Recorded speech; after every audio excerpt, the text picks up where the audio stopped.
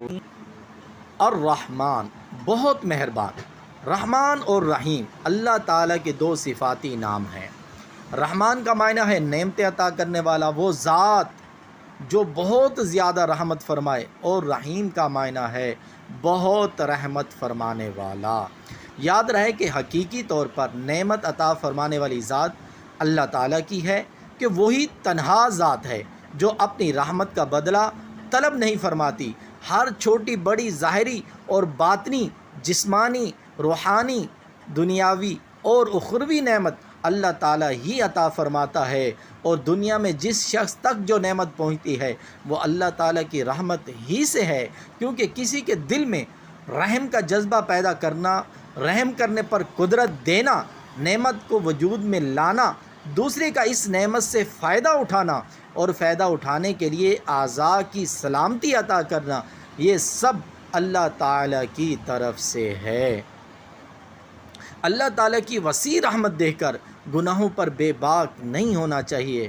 ابو عبداللہ محمد بن احمد قرطبی رحمۃ اللہ تعالیٰ علیہ فرماتے ہیں، اللہ تعالیٰ نے رب العالمین کے بعد اپنے دو اوصاف رحمان اور رحیم بیان فرمائے۔ اس کی وجہ یہ ہے کہ جب اللہ تعالیٰ نے فرمایا کہ وہ رب العالمین ہے، تو اس سے سننے اور پڑھنے والے کے دل میں اللہ تعالیٰ کی عظمت کی وجہ سے اس کا خوف پیدا ہوا، تو اس کے ساتھ ہی اللہ تعالیٰ کے دو اوصاف رحمان اور رحیم ذکر کر دیے گئے، جن کے ضمن میں اللہ تعالیٰ کی اطاعت کرنے کی ترغیب ہے۔ یوں ترغیب اور ترغیب دونوں کا بیان ہو گیا، تاکہ بندہ اللہ تعالیٰ کی اطاعت کرنے کی طرف اچھی طرح راغب ہو اور اس کی نافرمانی کرنے سے رکنے کی خوب کوشش کرے۔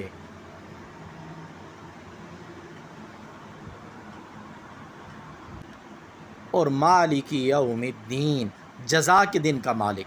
جزا کے دن سے مراد قیامت کا دن ہے، کہ اس دن نیک اعمال کرنے والے مسلمانوں کو ثواب ملے گا اور گناہ گاروں اور کافروں کو سزا ملے گی، جبکہ مالک اسے کہتے ہیں جو اپنی مالکیت میں موجود چیزوں میں جیسے چاہے تصرف کرے۔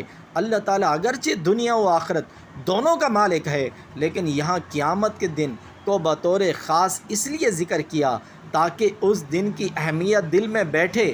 نیز دنیا کے مقابلے میں آخرت میں اللہ تعالیٰ کے مالک ہونے کا ظہور زیادہ ہوگا، کیونکہ اس دن کسی کے پاس ظاہری سلطنت بھی نہ ہوگی جو اللہ تعالیٰ نے دنیا میں لوگوں کو عطا فرمائی تھی۔